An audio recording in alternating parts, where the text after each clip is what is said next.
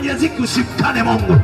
Alipoguza Yusufu akaingia kwenye moto, akaingia kwenye maji, akaingia kwenye birika, hakumwacha Bwana. Maana Bwana akiwa upande wetu, ni nani aliye juu yetu? Ukimpenda Yesu leo, ukaamini Injili, ukaokoka, Yesu akiwa ndani yetu, ni nani aliye juu yetu?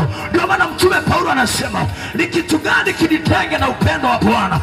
Je, ni dhiki? Je, ni njaa? Je, ni mavazi? Je, ni uchi? Je, ni adha?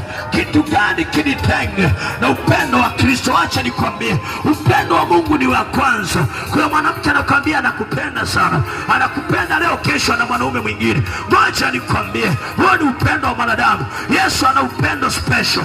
Yesu ana upendo special. Yesu ana upendo special. Yesu ana upendo special. Yesu ana upendo special.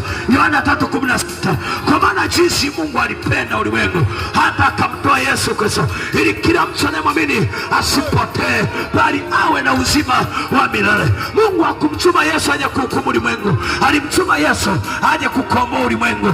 Kama hujakombolewa, Yesu yupo anakukomboa. Mungu yupo anakukomboa. Neema ya Mungu ipo.